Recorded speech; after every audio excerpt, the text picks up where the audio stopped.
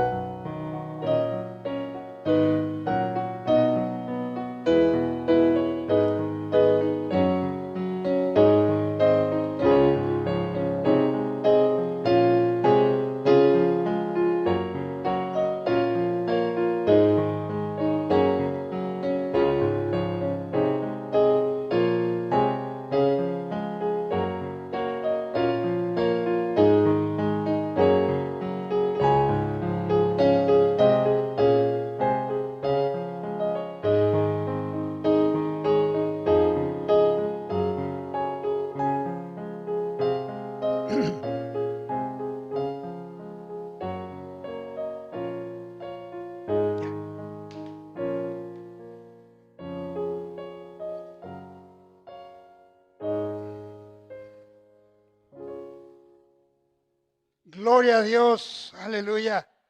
Estamos dando muchas gracias a nuestro Señor por la oportunidad que nos da el día de hoy, amados hermanos, de estar juntos nuevamente en el proceso difícil, duro, doloroso, pero necesario para poder rescatar al hombre, para poder rescatar a cada uno de nosotros y poder estar en la presencia del Señor cuando Él nos llame a su presencia. Bienvenidos sean todos ustedes esta tarde, 3 de la tarde, es la hora novena. Bueno, ya son las 4, pero desde que empezamos a la hora novena, 3 de la tarde, este culto del día viernes de Semana Mayor, fue cuando el Señor estaba expirando y estaba entregando su vida al Señor. Ese viernes terrible, ese día tan doloroso, pero que sus enemigos gozaron enormemente viéndolo sufrir, viéndolo ensangrentado y todavía burlándose de él. Pero damos gracias a Dios en que usted y yo sí entendemos y valoramos lo que el Señor hace más de 2000 años hizo por usted y también por todos y cada uno de nosotros. Yo lo invito a que se ponga de pie, amada iglesia. Tengamos una palabra de oración y a nuestros hermanos y amigos que tras esa pantalla estén, también los invitamos a que nos acompañen en este momento y tengamos juntos y oremos al Señor. Padre Celestial, te damos muchas gracias, Dios. Nos da la oportunidad, el privilegio de seguir meditando en tu palabra, de seguir viendo los acontecimientos y por qué tuviste que llegar a esa cruz. ¿Cuál fue el motivo? ¿Cuál fue la razón? ¿Cuál fue la causa? Estamos viendo un efecto, pero todo efecto tiene una causa. La causa fue que nos rescataste de una condenación eterna. sufriste en la cruz del Calvario, diste tu vida para salvar la nuestra. Gracias, Señor, en el nombre de Jesús. Aleluya. Amén. Gloria al Señor. Muy bien, hermano. Abra su Biblia.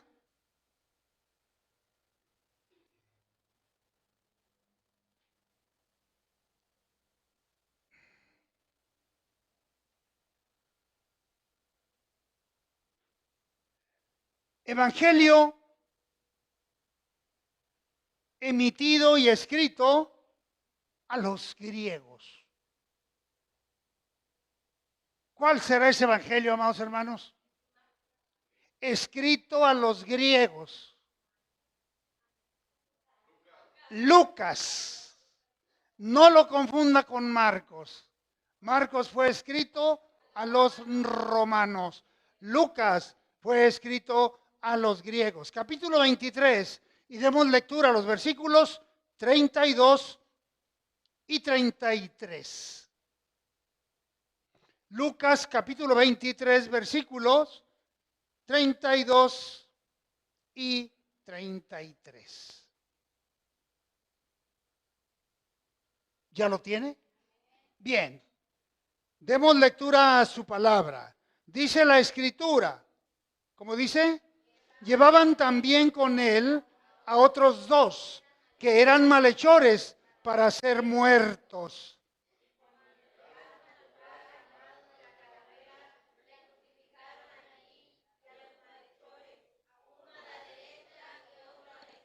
Amén, gloria al Señor. Tome su lugar, amado hermano.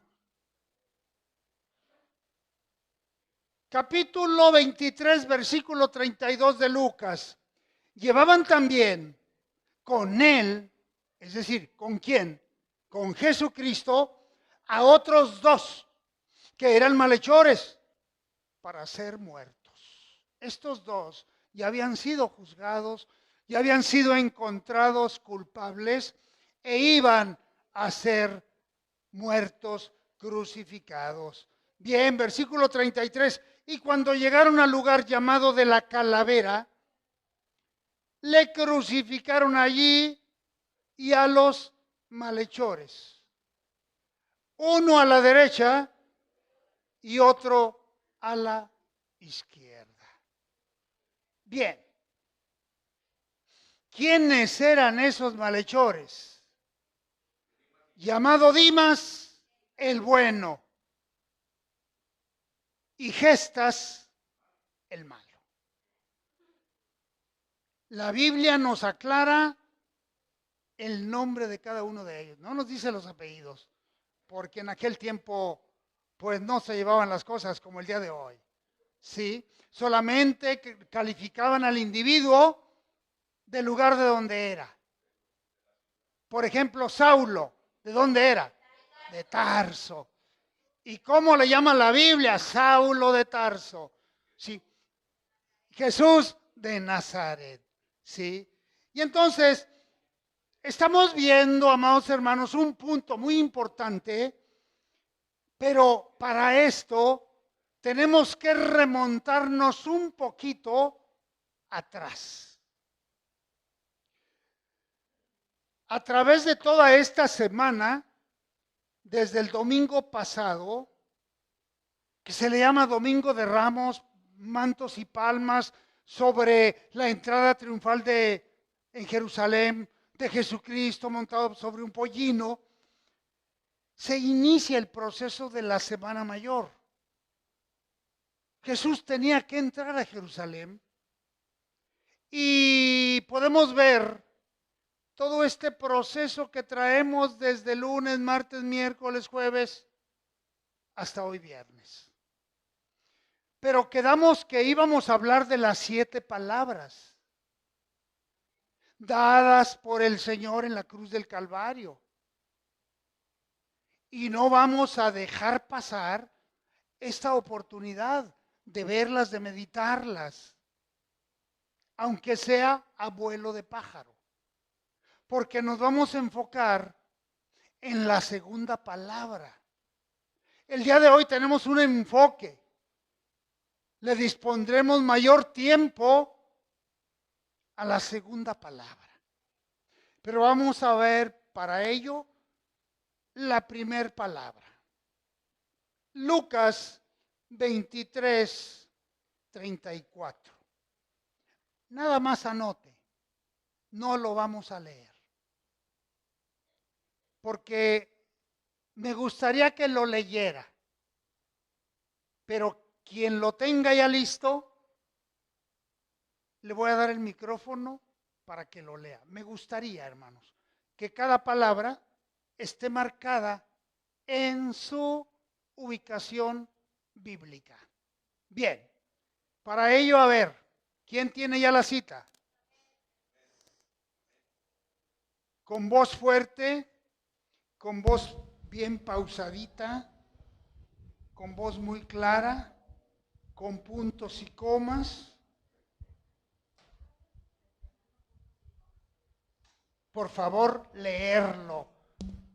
Fuerte, bien marcado. La primera palabra la encontramos en Lucas 23, 34.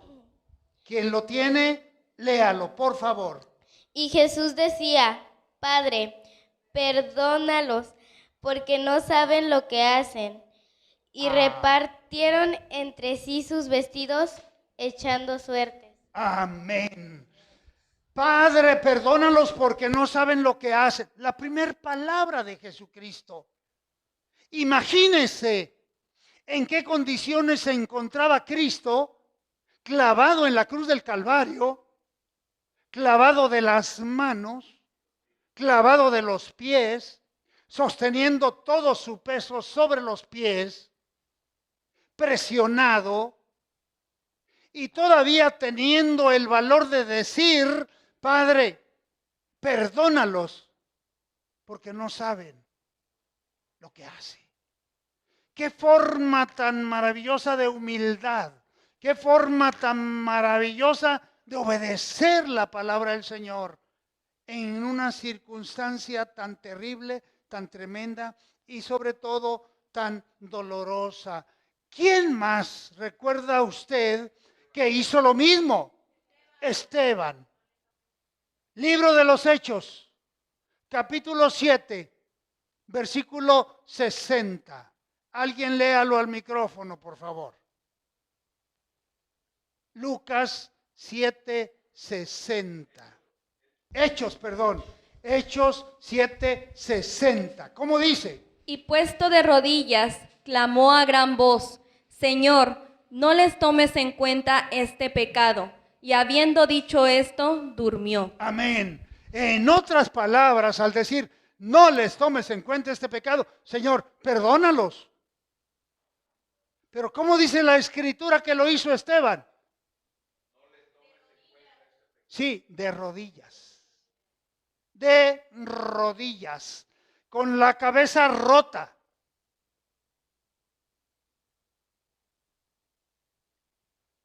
Terriblemente lastimado. ¿Cómo tuvo todavía la fuerza necesaria para poder perdonar a sus asesinos? En la misma forma, Jesucristo pidió perdón para sus asesinos. Aquí nos damos cuenta, hermano, quién y qué características tiene el verdadero seguidor de Cristo y discípulo de Cristo. Esteban lo era, discípulo de Cristo. Y se cumplió en él la palabra bíblica que dice: sean imitadores de mí, lo que decía Pablo, así como yo soy de Jesucristo. Y Cristo lo decía: imítenme. Y Esteban lo estaba imitando. Y Pablo lo estaba imitando. Esa es la característica de los verdaderos seguidores de Cristo, de los verdaderos discípulos. No solamente los que muchos se dicen cristianos, no solamente los creyentes. No, lo que hemos dicho siempre, todos ellos han quedado a deber. con su comportamiento negativo. Bien, esta es la primera palabra. Segunda palabra. Te aseguro que hoy estarás conmigo en el paraíso. Lucas 23:43. Léanlo, por favor, al micrófono. ¿Cómo dice?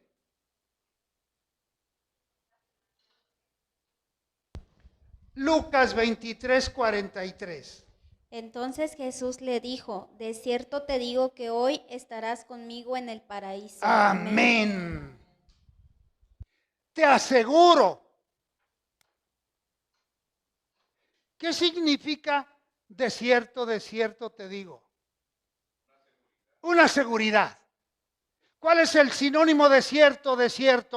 Es te aseguro, te garantizo que hoy estarás conmigo en el paraíso. Qué maravillosa promesa hecha desde la cruz del Calvario. Es la única promesa que la Biblia registra que se hizo desde la cruz del Calvario. La única promesa vertida de un hombre, 100% hombre, hecho trizas, cansado, lastimado, herido, desangrándose, todavía tuvo a bien hacer una promesa desde la cruz del Calvario. ¡Qué maravillosa recompensa para el ladrón! Que toda la vida se había dedicado a robar, a delinquir, y finalmente, bueno, le llegó la ley, le aplicaron la ley, lo declararon culpable. A lo mejor había asesinado a tanta gente, no solamente robado, y ya estaba condenado a morir crucificado también.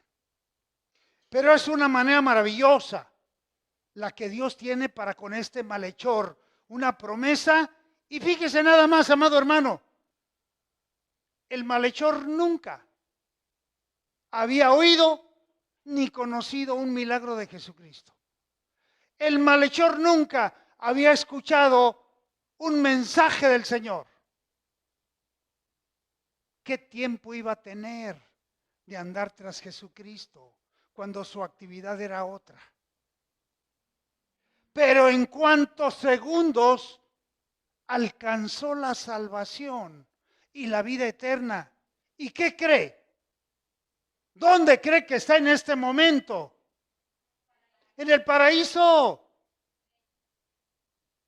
¿Qué momento para él tan envidiable para muchos, para nosotros, que ya está viviendo una eternidad en la presencia del Señor?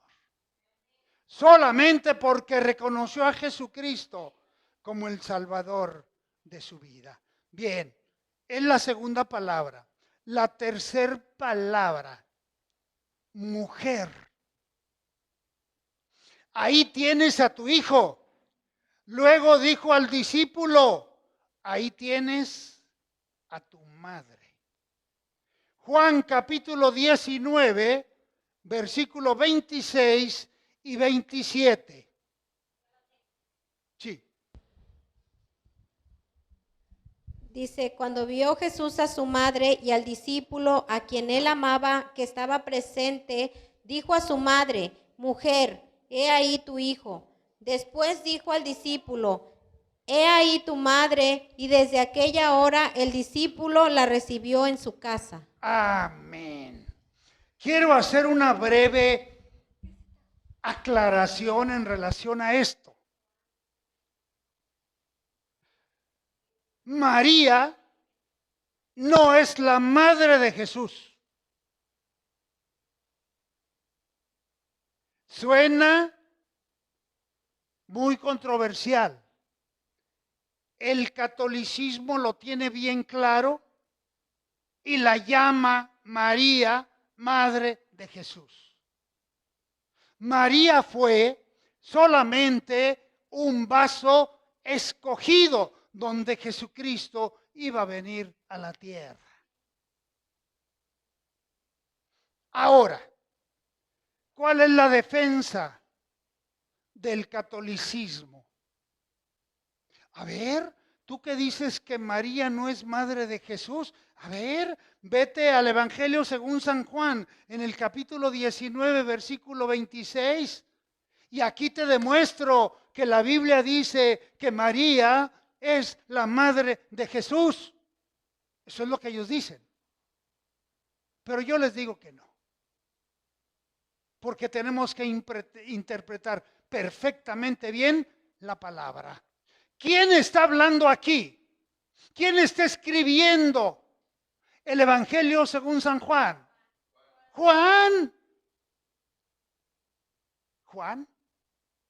Y Juan así la tenían identificada.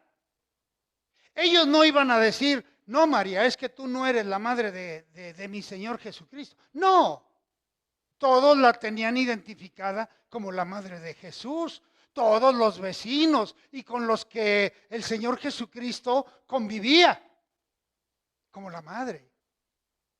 Pero a ver, versículo 27, ¿qué le dice el Señor?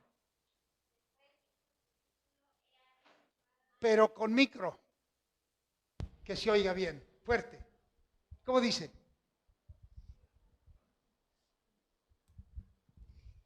Después dijo al discípulo, he ahí tu madre. Y desde aquella hora el discípulo la recibió en su casa. Amén.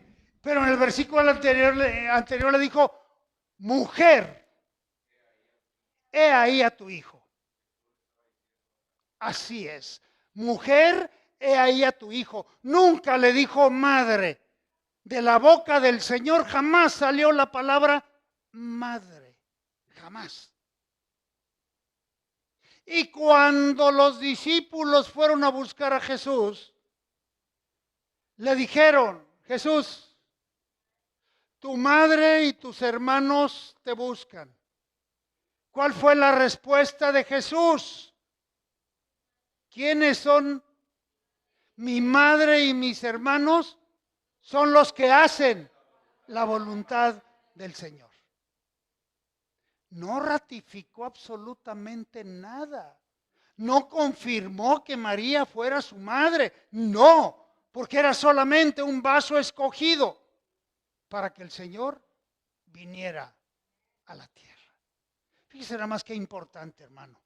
Es ver, es analizar la palabra con una mayor profundidad. Bien, con esta tercera palabra busca que María no se quede desamparada. Se la encargó al discípulo amado, Juan el apóstol.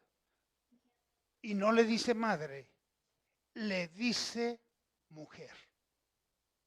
Que quede bien claro, que quede bien entendido y bien comprendido los errores del catolicismo.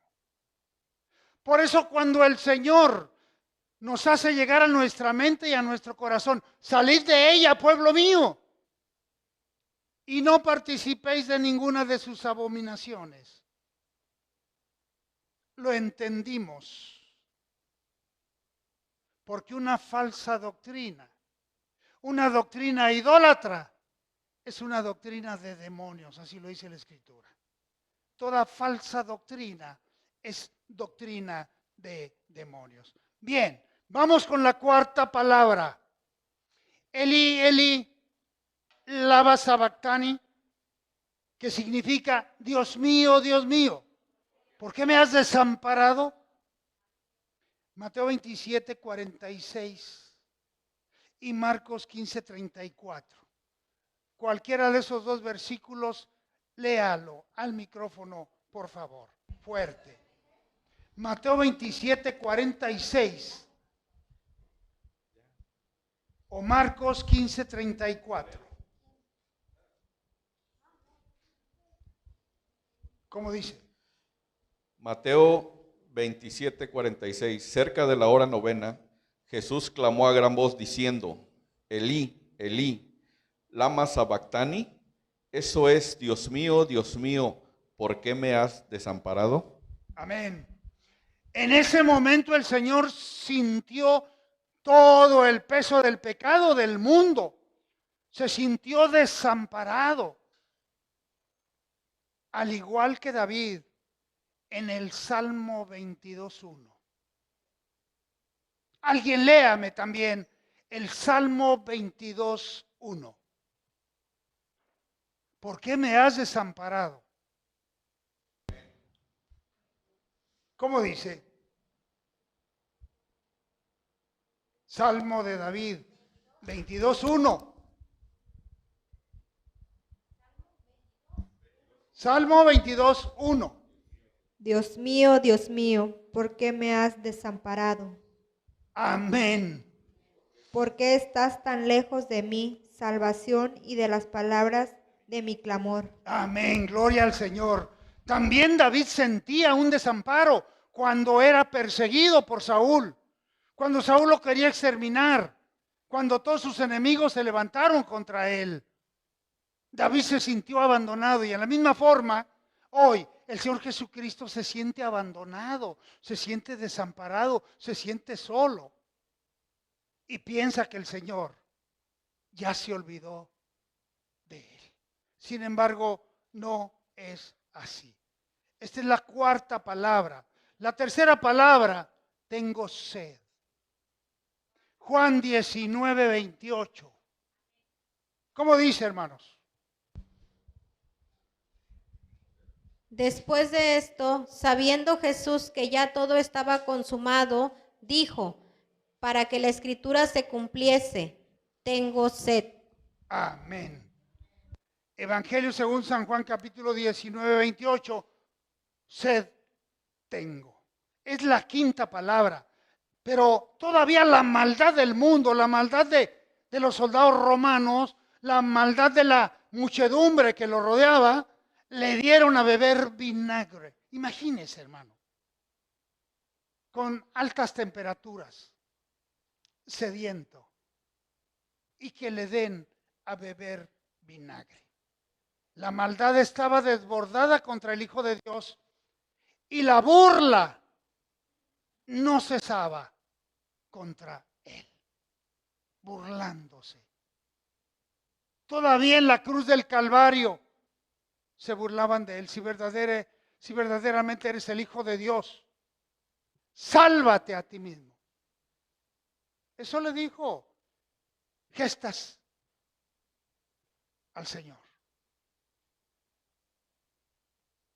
Le dieron a beber vinagre cuando el Señor se estaba muriendo de sed. La sexta palabra, consumado es. Juan 19:30. Leanlo fuerte. Cuando Jesús hubo tomado el vinagre, dijo, consumado es. Y habiendo inclinado la cabeza, entregó el Espíritu. Amén. Había terminado la misión que el Padre le había encomendado. Cuando él recibe la orden del Señor, él dijo, Señor, estoy dispuesto, te obedeceré. Eres mi Padre. E hizo todo el proceso marcado para salvarnos a ti y a mí, hermanos, para salvar a su iglesia, para salvar a todo aquel que se acerque, todo aquel que le busque, todo aquel que le reciba en su vida como el Salvador de su alma. Había terminado la misión que el Padre le había encomendado. Consumado es, Señor. Terminé la misión que me mandaste. La cumplí al pie de la letra. Todo ha sido hecho. La salvación está preparada para el mundo entero, para el que la quiera recibir, para el que abra su corazón, para el que reconozca la soberanía de Dios en su vida y reconozca al Hijo de Dios como el Redentor de su alma. Porque no todos son hijos de Dios. solamente los que le hemos recibido. Consumado es, y todo está completamente realizado. Séptima palabra, Padre, en tus manos encomiendo mi espíritu. Y habiendo dicho esto, el Señor expira y entrega su espíritu al Señor. Lucas 23:46, léalo por favor. Entonces Jesús, clamando a gran voz, dijo, Padre, en tus manos encomiendo mi espíritu. Y habiendo dicho esto, expiró. Expiró.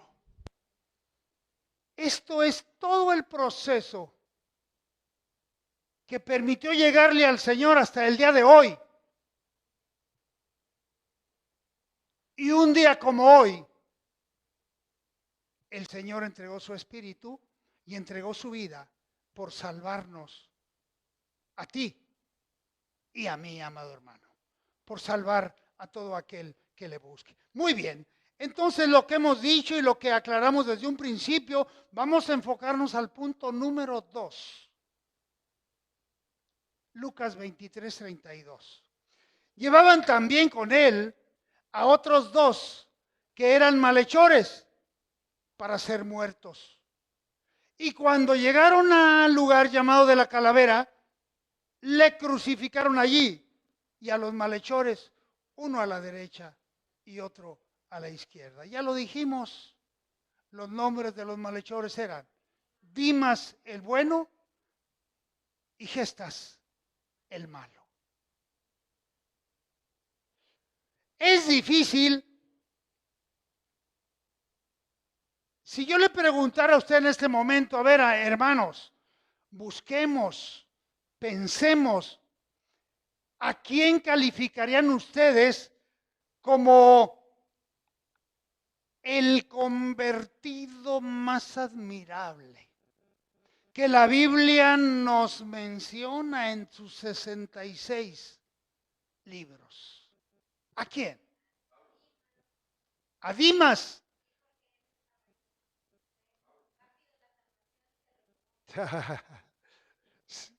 Pues yo creo que sí. A ver, vamos a ver. Tenemos el primero. Convertido entre los ricos. ¿Quién fue? José de Arimatea. Él fue convertido y era parte de los ricos que rodeaban a Jesús. José de Arimatea seguía de lejos a Jesús. Era del Sanedrín. Sí, pero lo seguía de lejos. Él nunca asomó la cabeza y nunca dijo, Cristo es mi redentor y soy seguidor de Cristo. Jamás. Convertido entre los ricos, José de Arimatea. El segundo, convertido entre los religiosos. ¿Quién sería? Nicodemo. Perfectamente bien. Ese hombre que fue de noche a Jesucristo y que le preguntó, Señor, ¿qué debo hacer para nacer de nuevo? ¿Qué debo hacer, Señor? ¿Me tomo una cápsula de chiquitolina y entro otra vez al vientre de mi madre para volver a nacer? No. Era un erudito, era un estudioso y no entendía el nuevo nacimiento del ser humano. Usted y yo lo entendimos. Usted y yo somos nuevas criaturas porque ya nacimos de nuevo. Pero a Nicodemo le daba pena, le daba vergüenza ir a ver a Jesús de día. Porque, ¿qué dirán? Que me da vergüenza que me vean que voy a ver a Jesús, hacerle alguna pregunta. Cuando yo estoy considerado como uno de los eruditos, cuando yo aconsejo, cuando yo soy parte del Sanedrín. Y fue de noche. Y el Señor le explicó lo que era nacer de nuevo. Y Nicodemo seguramente que alcanzó la conversión. El tercero, convertida entre los rechazados. ¿Quién sería? Convertida entre los rechazados. Alguien que le ofreció agua. La mujer samaritana. Yo te daré de beber agua de la cual no volverás a tener sed. ¿Y en qué quedó convertida la mujer samaritana, hermanos? En una misionera. Recibe al Señor. Y se convierte en misionera, porque el Señor le dijo, ve. Y ella fue y platica todo lo que le sucedió. Y platica a quién le dio agua. Y platica a quién le habló. Y platica a quién le ofreció la salvación. ¿A quién más convirtió el Señor en un misionero? Haga memoria un poquito. Recuerde que las prédicas vamos haciendo un examen muy encubierto de lo que hemos aprendido, de lo que hemos conocido, de lo que hemos analizado. ¿A quién convirtió en misionero el Señor? Bueno, el eunuco, pues él, cierto, también. ¿Alguien más? Pues no más a uno, porque los 9 ya no regresaron. Pero el leproso sí, también fue convertido en misionero. Al paralítico, pues a lo mejor también. Pero hay, ¿quién? El paralítico de Betesda, sí. Pero hay uno que sobresale entre todos, hermanos. Un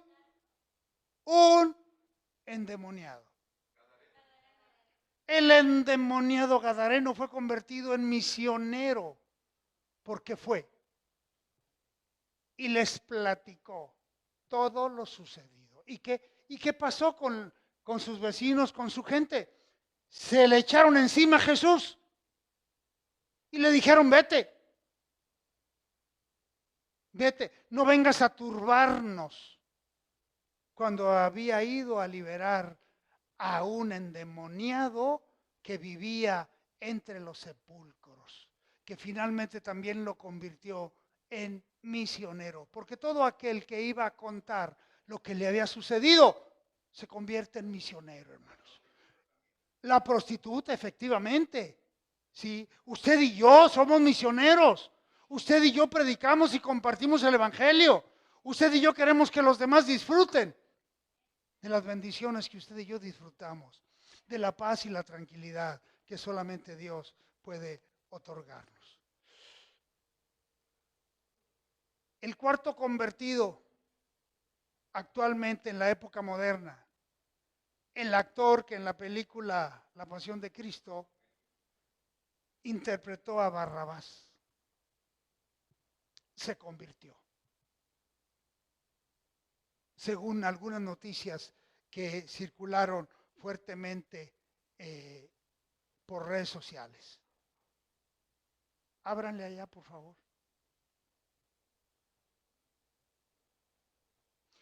Uno de los que se dice que el día de hoy también es convertido, que bueno, hay ciertas dudas. ¿Sabe de quién se trata, amado hermano? Marco Antonio Solís, el Buki.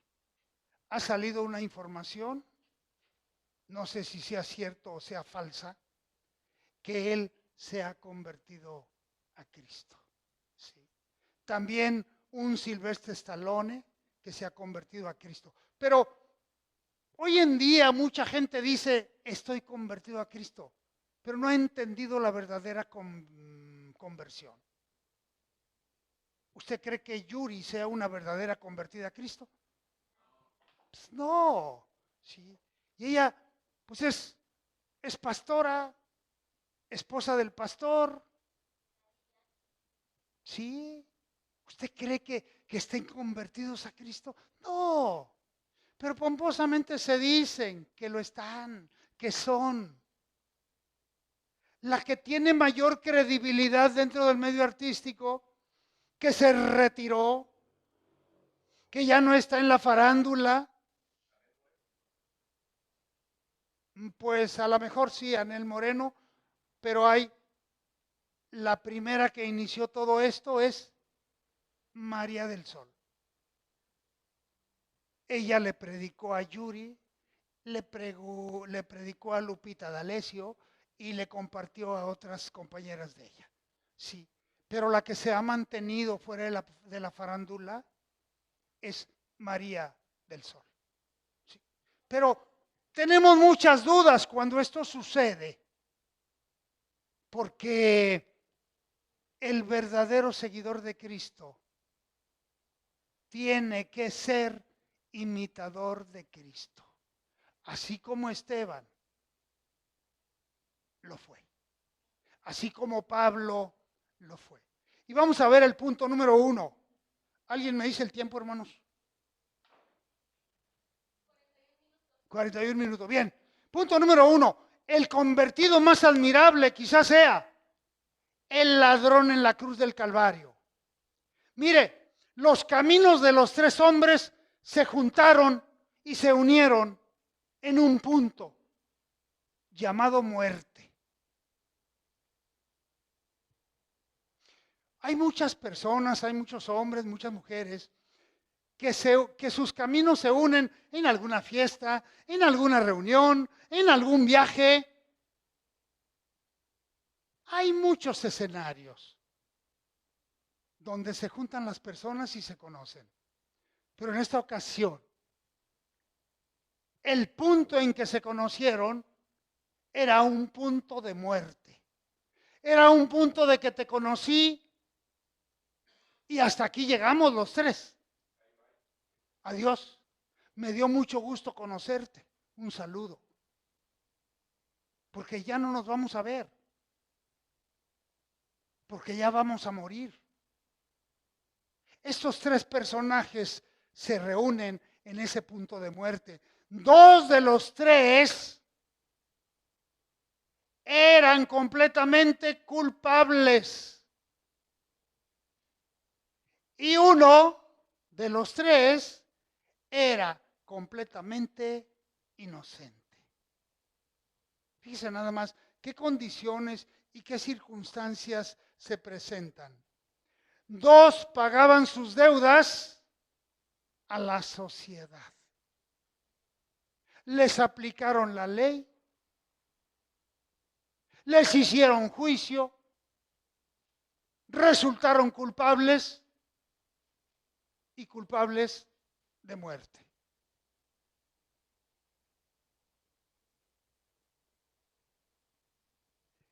Y el otro, el tercero, estaba muriendo por los pecadores. Uno muriendo en pecado.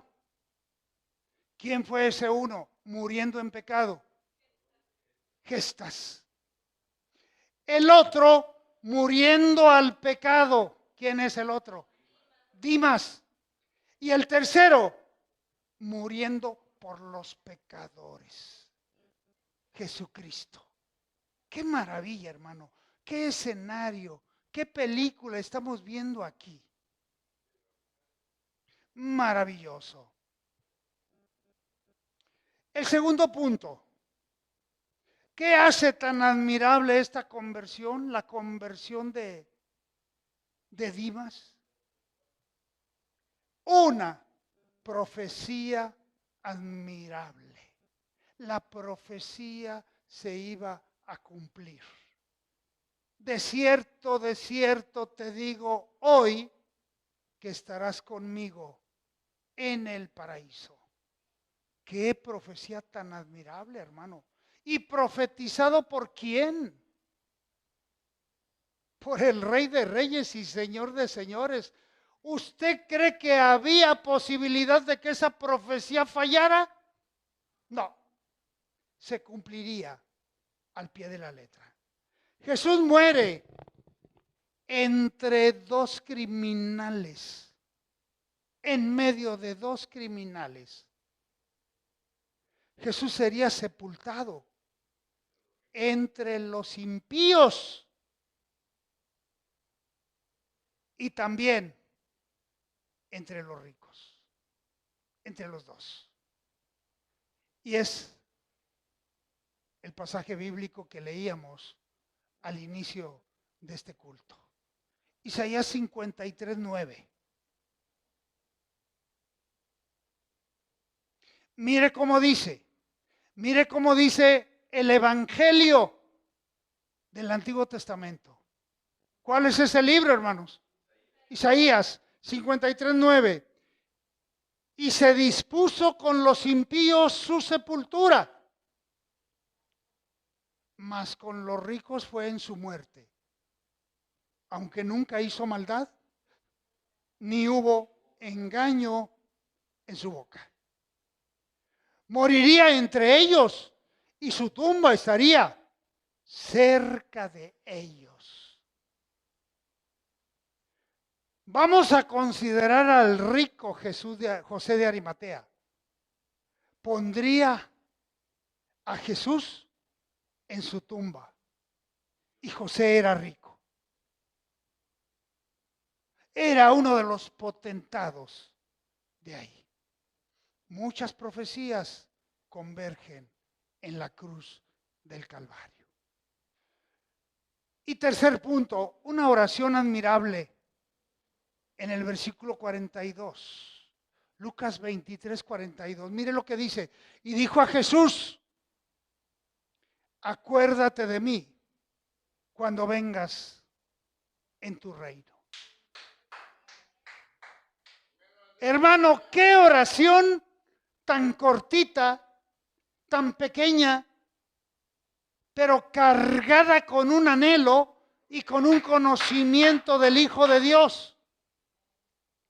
Acuérdate de mí cuando vengas en tu reino. Y miren lo que le dice el Señor. No. ¿Por qué esperar tanto hasta que yo venga en mi reino? ¿Por qué esperar tanto?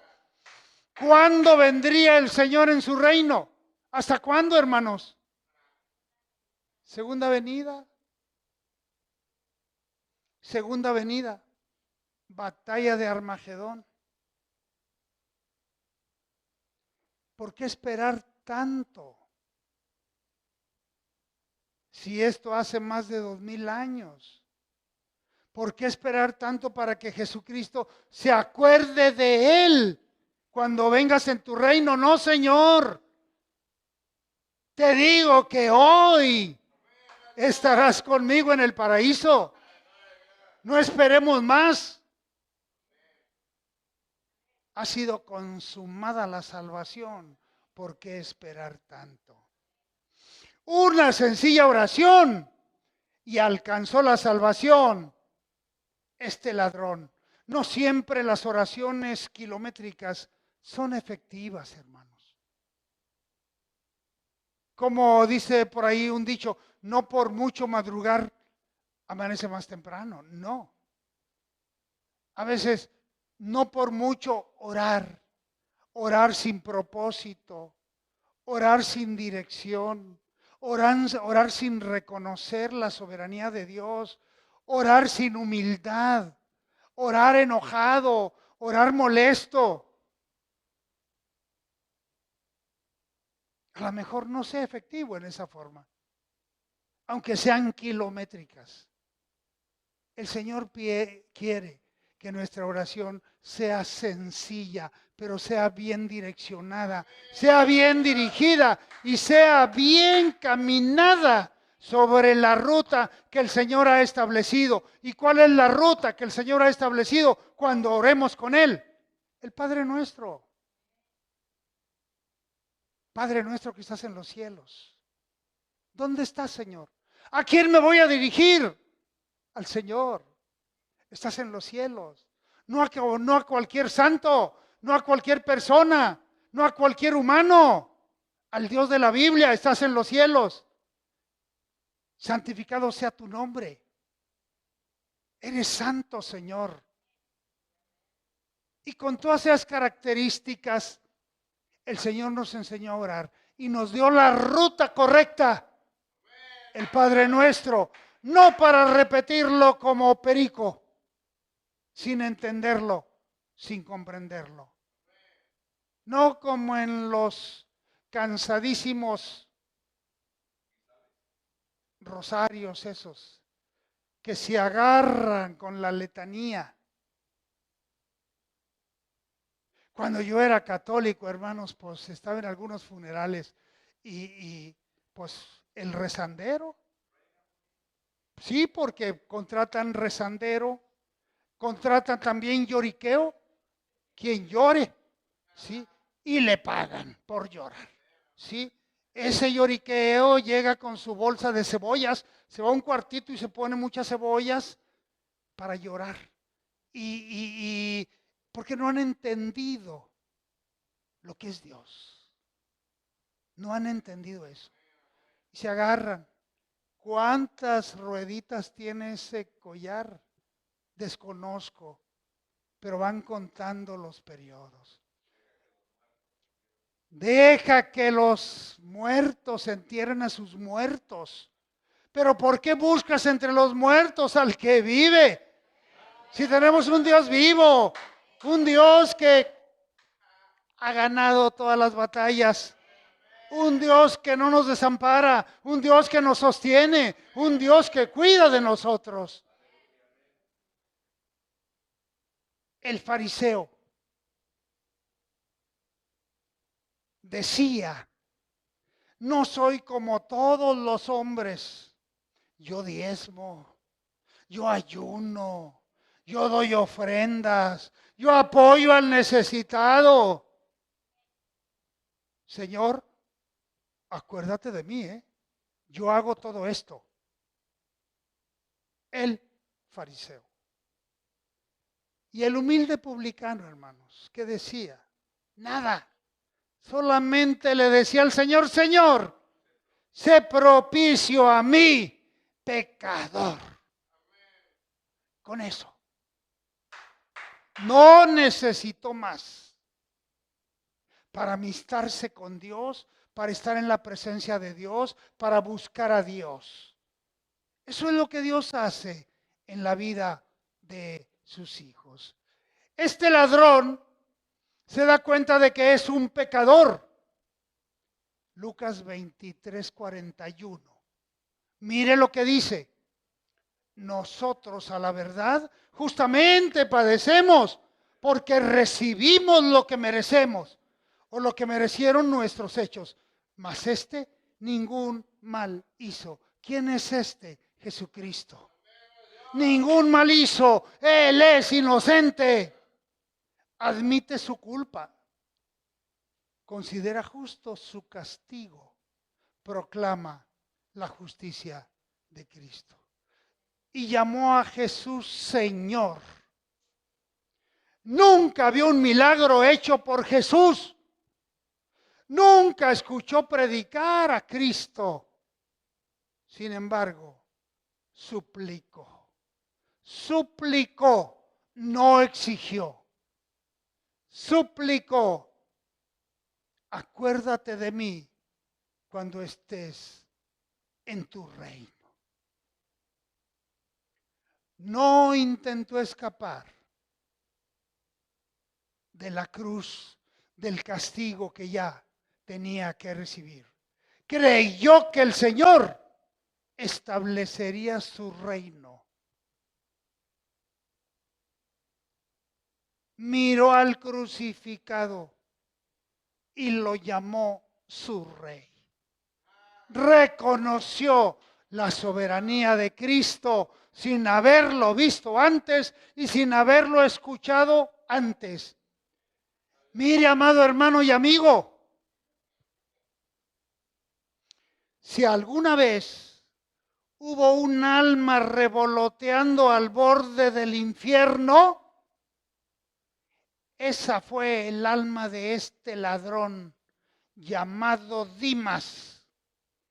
Era un candidato al infierno, demasiado perverso para ser salvo. Pero no fue así por la gracia de Dios. Porque por gracia sois salvos por medio de la fe. Y esto no de vosotros, pues es un don de Dios. No por obras, para que ninguno se gloríe. Ahí les hablan testigos de quién sabe quién. Porque de Jehová no. No es por obras. No es por las casas que visites. No es porque más visitas reportes cada mes vas a entrar allá con el Señor hasta la cocina. No. Para que ninguno se gloríe. Es por la fe en el Señor. Es la confianza en Él. Y no en nada más. Una promesa admirable, versículo 43. Entonces Jesús le dijo, de cierto te digo que hoy estarás conmigo en el paraíso. Dimas al morir, escuche bien, llegó al seno de Abraham. Fue el último visitante que llegó al seno de Abraham. Fue el último en ocuparlo, pero no tardó, porque al morir Jesucristo fue llevado junto con todos los que esperaban al paraíso. ¿Quiénes estaban en el seno de Abraham? Fuerte. Los que habían muerto antes. Abraham, Isaac, Jacob, David, Noé, Pablo, todos ellos estaban en el seno de Abraham. Pero de ahí al morir Jesucristo los liberó. De ahí era un lugar de espera antes de que Jesucristo viniera a la tierra. Pero de ahí al paraíso. Gloria a Dios. Y están en el paraíso esperándonos, hermanos, cuando seamos levantados en el arrebatamiento de la iglesia. Primera de Tesalonicenses capítulo 4, versículo 17. Al toque de la final trompeta, los muertos en Cristo, ¿qué cosa? Resucitarán primero, luego nosotros, si quedamos vivos todavía, seremos transformados en un cuerpo incorruptible y recibiremos a Cristo en las nubes. Es el próximo acontecimiento, el arrebatamiento de su iglesia. Pero recuerde que solamente Cristo viene por su iglesia. Primera de Corintios 10:32. Alguien léalo al micrófono, por favor. Primera de Corintios 10:32.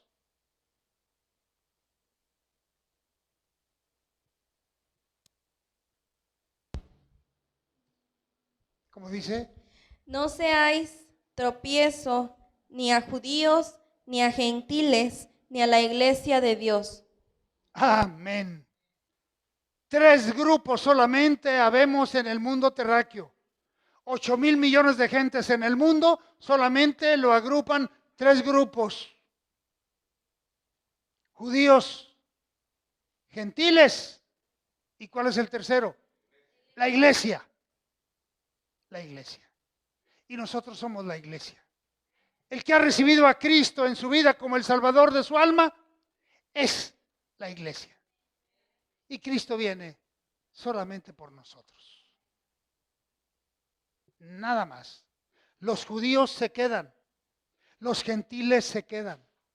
Claro que dentro de la iglesia ya hay muchos judíos que se convirtieron a Cristo y ya forman parte de la iglesia. Pero el ladrón nos está esperando ya en el paraíso. porque el Señor le dijo, hoy estarás conmigo en el paraíso. Aquí tenemos la única promesa hecha desde la cruz del Calvario. Se asegura la salvación solo por fe. Amados hermanos y amados amigos, el cielo sigue inmediatamente a la muerte para el cristiano.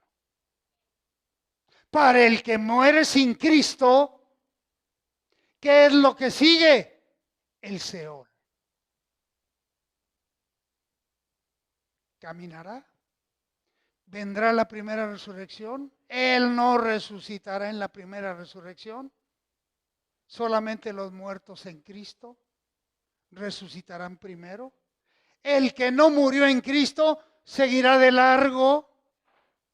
¿Hasta dónde?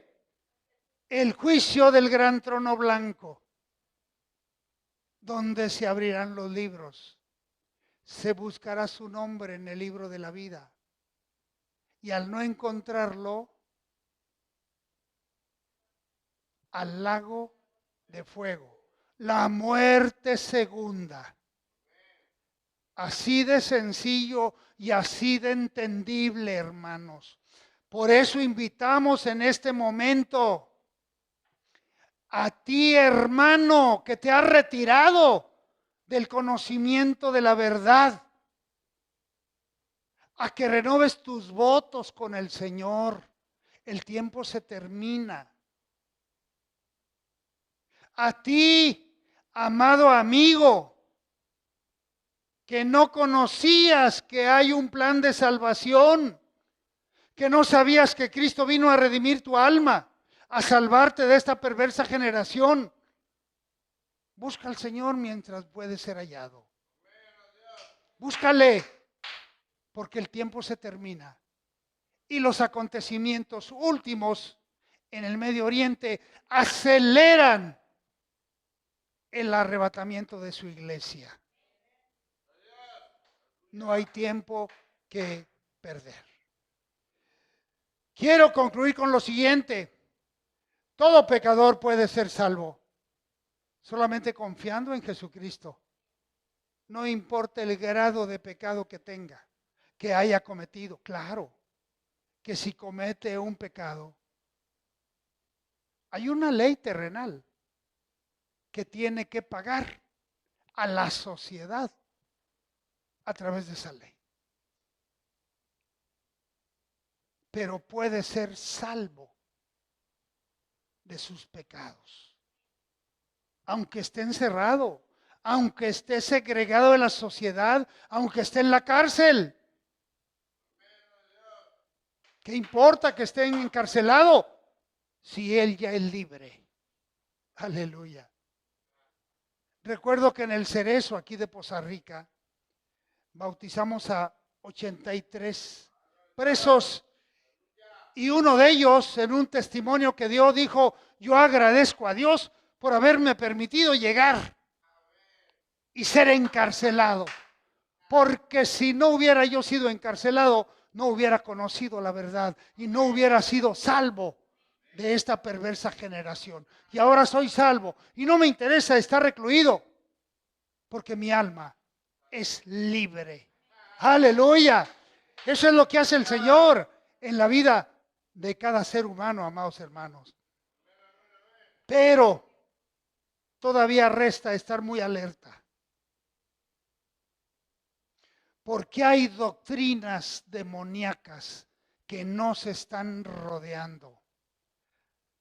La doctrina calvinista, salvo, siempre salvo. ¿Y por qué se lo decimos? Porque está agarrando mucha fuerza esta doctrina calvinista. ¿Quiénes la abrazan? Bautistas y presbiterianos. Metodistas no, porque yo vengo de ahí.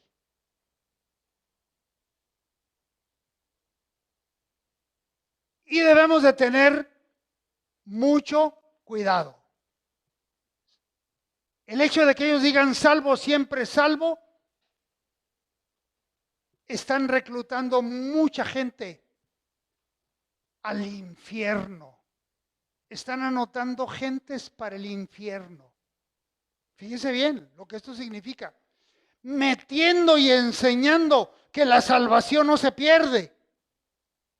Esta doctrina falsa invalida el sacrificio de Cristo en la cruz del Calvario. Así de sencillo. Dígame si no van a estar equivocados. ¿Quién fue Juan Calvino? En el siglo IV después de Cristo hubo un sacerdote llamado San Agustín, siglo IV de la Iglesia Católica, y se le ocurre inventar esta doctrina. Salvo, siempre salvo. ¿Y sabe quién también la abrazó por un tiempo? Martín Lutero, uno de los precursores de el protestantismo. Pero Martín Lutero se dio cuenta de muchos detalles y la soltó. Y Juan Calvino dijo, pues es mía, pues, de aquí soy, y a difundirla, a procesarla y a difundirla.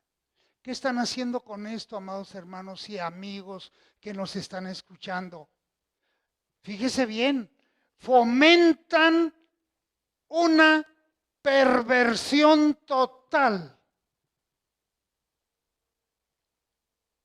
ya que pueden cometer todo tipo de pecados pensando que no pierden la salvación. Doctrina demoníaca. Ahí en 1 Timoteo capítulo 4 versículo 1 nos dice y nos respalda que es una doctrina demoníaca. Alguien léalo por favor al micrófono. Timoteo, 1 Timoteo capítulo 4 versículo 1.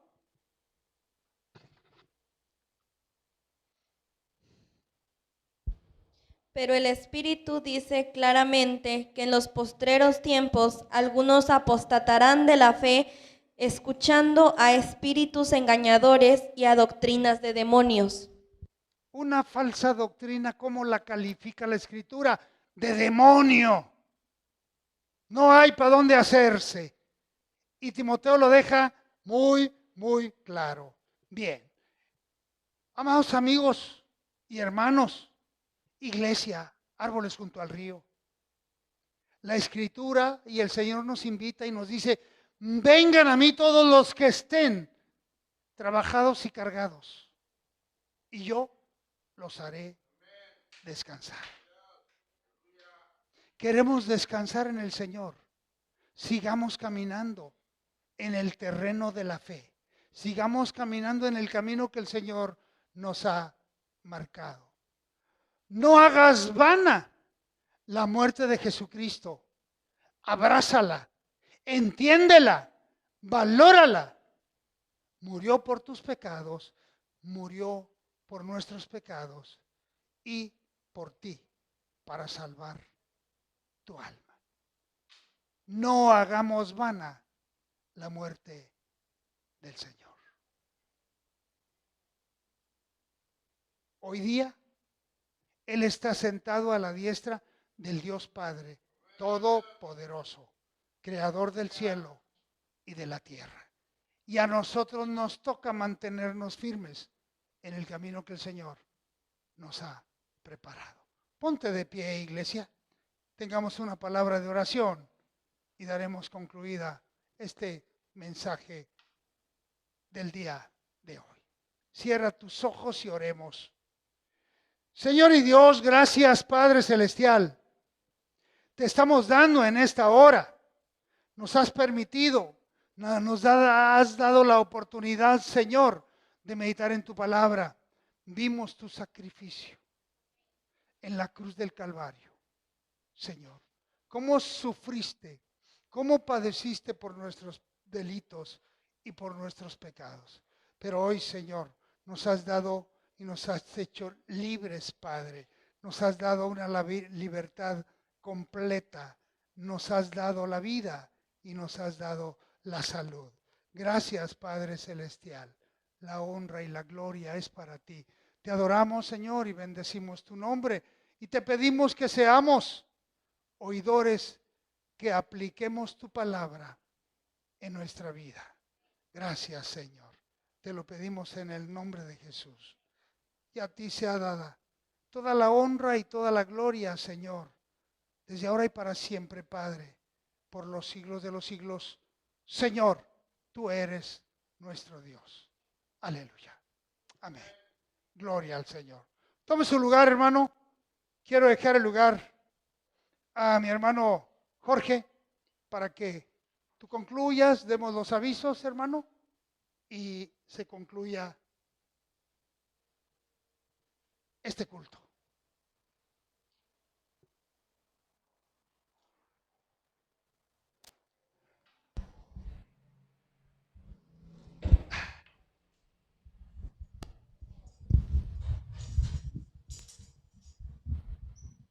Amén, aleluya. Le damos gracias al Señor y esta fue una transmisión de la iglesia cristiana Árboles junto al río, que se encuentra ubicada en la calle Naranjo, esquina con calle Roble, en la colonia Chapultepec, aquí en Poza Rica. Le damos las gracias a mis hermanos que estuvieron del otro lado de la pantalla y a mis hermanos de la iglesia. Gracias y Dios les bendiga. Estamos despedidos. Amén.